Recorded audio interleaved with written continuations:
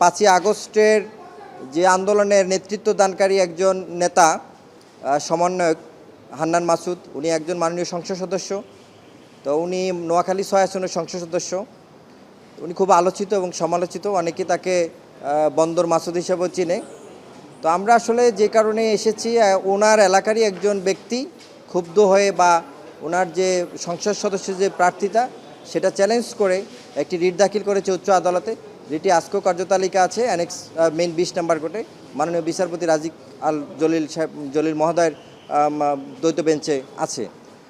তো আপনার যেই বিষয়টা উনি এসেছেন, আমি ওনার ফাইলিং লয়ার, যে বিষয়টা উনি এসেছেন সেটা হলো, আপনারা জানেন যে উনি একজন ছাত্র ছিল, ছাত্র থেকে সমন্বয়ক থেকে সংসদ সদস্য প্রার্থী।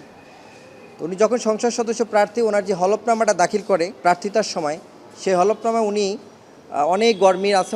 হলফনামাটা আমরা এই পিটিশনের অ্যাপ্লিকেশনের সাথে দিয়েছি, রিটের সাথে দিয়েছি। সেখানে অনেক গরমিল আছে। তার সম্পদের তথ্য, তিনি 6 লাখ টাকা ব্যবসায় উল্লেখ করেছেন, স্বর্ণে উল্লেখ করেছেন, সব কিছুই এলোমেলো। তো এটা নিয়ে অনেক প্রশ্ন ছিল। 1 কোটি টাকার সম্পদ তিনি দেখিয়েছেন, একজন ছাত্র 1 কোটি টাকার সম্পদ নির্বাচনের সময় দেখিয়েছেন, যা অবশ্যই কোয়েশ্চেনেবল।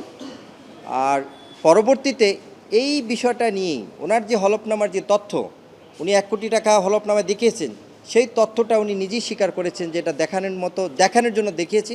আপনারা জানেন যে গত 8 তারিখে 8/6/2026 তারিখে গ্রিন টিভির একটা টকশোতে উপস্থাপক নাজদিন মুন্নির প্রশ্নের উত্তরে সে বলেছেন, তাকে প্রশ্ন করা হয়েছিল যে আপনি কি 1 কোটি টাকার কি মালিক, বলে যে এটা দেখানোর মতো দেখিয়েছেন। তো আমাদের প্রশ্নটা সেই জায়গায়, বা আমরা যে কারণে উচ্চ আদালতে এসেছি, যে একজন সংসদ সদস্য, তার মধ্যে যদি ট্রান্সপারেন্ট আইন প্রণেতা, তিনি যদি ইলিগ্যালি সংসদ সদস্য পদে থাকেন এবং ইলিগ্যাল অ্যাক্টিভিটির মাধ্যমে, ইলিগ্যাল হলফনামার দাখিলের মাধ্যমে তার তথ্য গোপন করে যদি সংসদে প্রতিনিধিত্ব করেন, তাহলে সেখানে দেশের আইন যারা তৈরি করবে তারাই যদি আইন পরিপূর্ণ না হয়, তাহলে দেশের মানুষ আইন প্রণেতাদের কী ভাববে? তো আমরা এটা এই মাননীয় সংসদ সদস্য যিনি আছেন নোয়াখালী 6 আসনের হান্নান মাসুদ, তার এই আসনটিকে আমরা ডিক্লার টু ভ্যাকেন্ট চেয়েছি। এবং আমাদের যে একটা আমাদের পিটিশনটা ডিসপোজাল চেয়েছি। আমরা পিটিশন দিয়ে আসছি যে সে যা যা বলেছে, হলফনামা যা বলেছে, এই মর্মে একটা পিটিশন দিয়েছে। আপনারা ইতিমধ্যে পিটিশনটা পেয়েছেন। তো আমরা এটা ডিসপোজালও চেয়েছি এবং একটি রুল চেয়েছি যে কেন তার সংসদ সদস্য পদ পেয়ারে ছিল। আমাদের পেয়ারে আমরা রুল চেয়েছি যে কেন তার সংসদ সদস্য পদ শূন্য ঘোষণা করা হবে না, কেননা সে ইতিমধ্যেই তার যে পদে থাকার যে যোগ্যতা, উনি শুরুতেই যে কাজটা করেছেন সেটা হলফনামায় বিভ্রান্ত তৈরি করেছেন, হলফনামা জালিয়াতি করেছেন, হলফনামায় মিথ্যা তথ্য দিয়েছেন।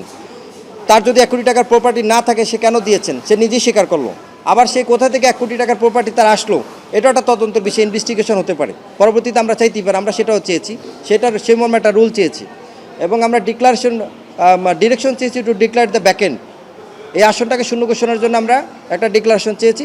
এবং সর্বশেষ আমরা আরেকটা প্রেয়ার চেয়েছি, সেটা হলো ডিরেকশন টু ডিসপোজ। আমাদের যে পিটিশনটা ছিল ইলেকশন কমিশনে, সেই পিটিশনটা ডিসপোজাল চেয়েছি।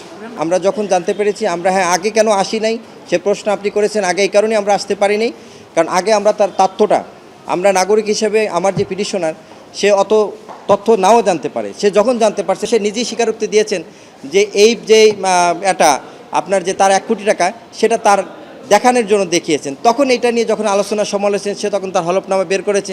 বের করার পর দেখলো যে হলফনামা যে তার 1 কোটি টাকার যে তথ্য, সেটাও অনেক গরমিল আছে। আর যেহেতু সে, আপনি বললেন যে 6 মাস পরে, কেন 6 মাস না, 6 বছর পরে, 10 বছর পরেও এটার কোনো লিমিটেশন নাই, তামাদিনে এসে আসতেই পারে। এটা আজকেই শুনানি হওয়ার সম্ভাবনা আছে। তো ওই ফাইলটা আমাদের পিটিশনার পক্ষের কয়েকজন সিনিয়রও দেখতেছেন। সো আমরা আশা করি যে আজকেও শুনানিটা করতে পারি, অথবা রবিবারেও করতে পারি।